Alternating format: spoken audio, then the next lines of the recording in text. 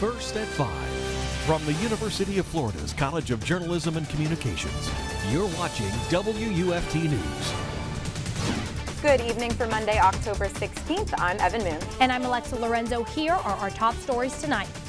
Protesters marched on the University of Florida Administrative Building today, demanding changes be made for Richard Spencer's event on Thursday. And why flooding still keeps one Alachua County park closed.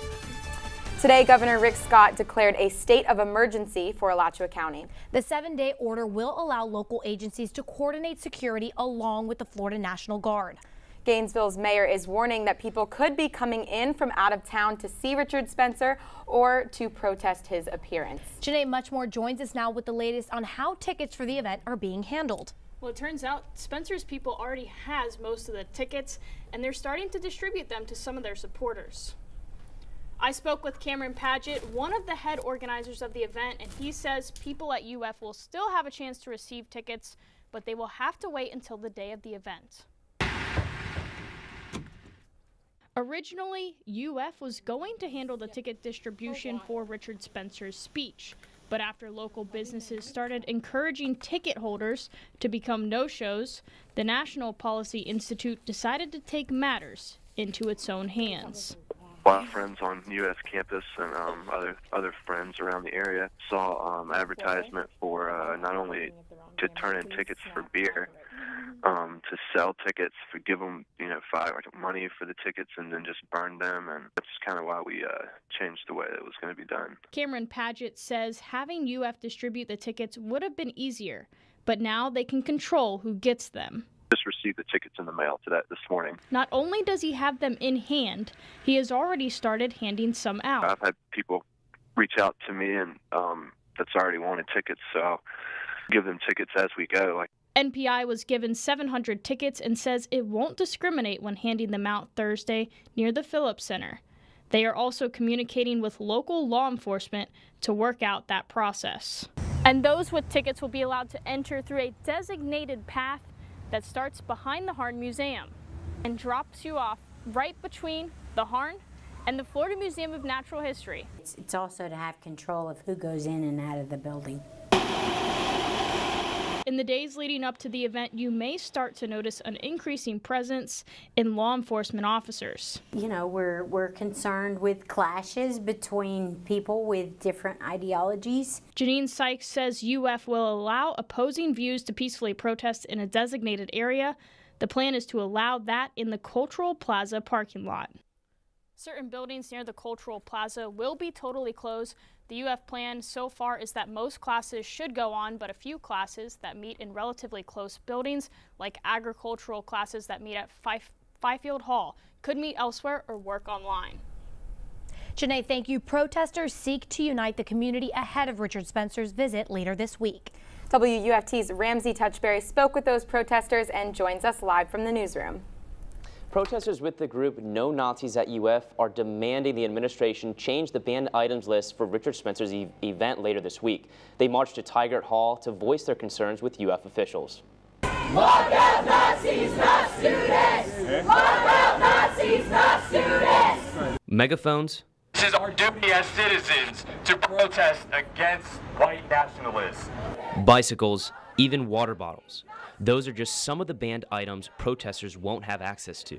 University officials and law enforcement are prohibiting a number of items in protest areas for safety reasons.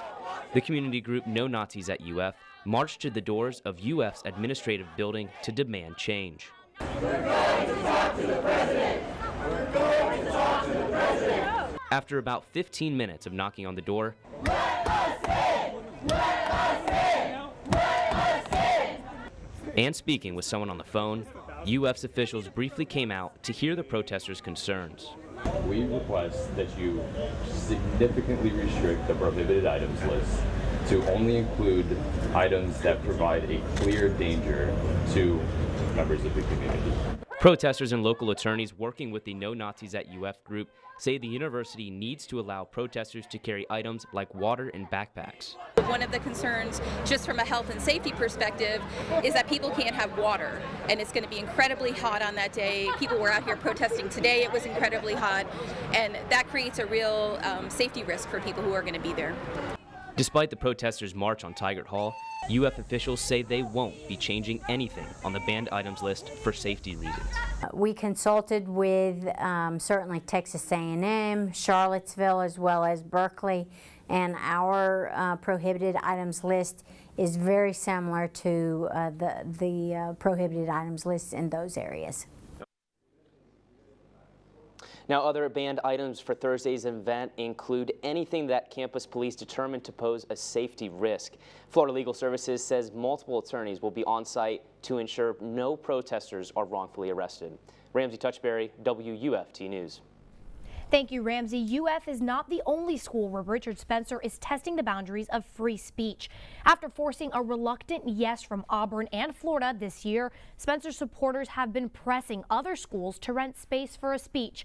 On Friday, the University of Cincinnati announced it is also a reluctant yes and is working on a date. Also Friday, Ohio State said no to a requested date of November 15th, but will consider others. Michigan State and Penn State are still in the early no stages when lawsuits are threatened.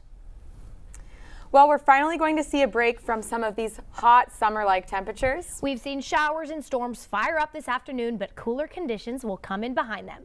WUFT's Brian Boggiano is tracking the activity on radar for us in the UF Weather Center. Brian? This is all ahead of the first major fall cold front we'll be seeing here in north central Florida. We do have already some showers firing up on radar, even some stronger storms closer to the I-10 corridor, which I will get to right now. So near Live Oak, some lightning strikes there. Lake City, we did have a severe thunderstorm warning on this storm earlier, but that has since expired. Still some heavy rain possible along the I-10 corridor in north central Florida. Further to the south, we do have some showers, even a little bit of lightning now near Cross City. Heavy rain also closer to Perry, but this activity will continue to move to the south and the east and will become more numerous as we go into the evening hours. I'm going to show you on my future track. We will see that move south towards Gainesville as we get closer to the later evening by around 9 o'clock. We will see heavy rain moving into our area potentially then by 8 p.m. showers beginning, but this will become more widespread and more numerous as you go into the evening hours by 10 o'clock with heavy rain possible. This will continue through the evening, but there is cooler conditions coming behind it, and I'll have more information on that coming up next in my full forecast. Thank you, Brian. And 5 weeks after Hurricane Irma, FEMA is opening a disaster relief center on the east side of Gainesville. The DRC is located at the Cone Park Library branch on East University Avenue. The center is open from 9:30 to 6 p.m. through Thursday with reduced hours on Friday and Saturday. FEMA, U.S. Small Business Administration, and State of Florida officials are all at the DRC to help residents handle their individual recovery needs. We got impacted with bugs real bad. After the storm, we had an infestation in our house, and right now we're up here trying to get help from FEMA, and it's been a process, but so far it looks like we're going to get help.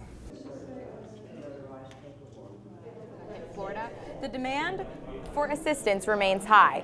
FEMA returned to Gainesville because of the number of countywide requests for recovery aid. This is actually a perfect time. Believe it or not, we have registered over 2.4 million people, and that number is still growing.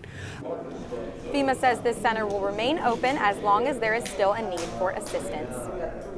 And have you ever heard of Alachua Lake? They say little steamers once ran cargo between Gainesville and Micanopy across that lake. What's now a prairie, Payne's Prairie that is, was a lake at times when the natural sink was clogged. And it almost seems that way now. Nicolette Jennings joins us with insight on what that means for the prairie ecosystem. We know what it means for motorists, with the water overflowing onto Highway 441, and the banks of I-75 are pretty soggy too. But to find out how the prairie itself is doing, I spent time today with the park manager. It's Alachua Lake right now, and will be perhaps for another year. It takes a long time for this to go down. The high level of water in Payne's Prairie has been keeping Highway 441 closed. Even on the west side of the prairie, a dive team was called out this weekend when a car went off I-75 and had to be rescued. It didn't cause the flooding, it simply added to it. But it's restored now, and the water is going down.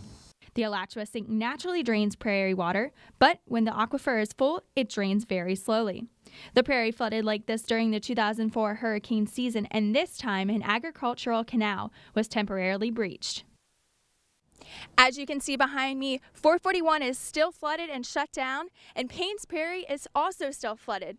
But the good news is that the Alachua Sink is draining and has drained 4 inches in the last week. High water is a hazard for traffic, but good for the prairie environment. The flooding kills unwanted trees while the grasses tend to flourish. But because of the flooding, the animals have been on the move, looking for higher ground. Alligators and snakes, they love that kind of ecotone line between wet and dry, so their space now has just moved considerably. So caution for everyone, their habitat may now be in your backyard. The fall 2017 version of Alachua Lake reached about 4 to 8 feet deep, except for that area near I-75. The park manager says I-75 construction pulled nearby dirt to build the roadbed higher, so the floodwater there could be more than 20 feet deep in spots.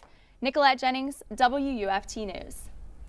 And coming up on First at 5, time is running out on the congressional calendar as Obamacare, tax reform, and the Iran deal are on the top of Trump's to-do list. Plus, a Project Runway judge has started the next hashtag movement to bring women together. Those stories and more coming up after the break.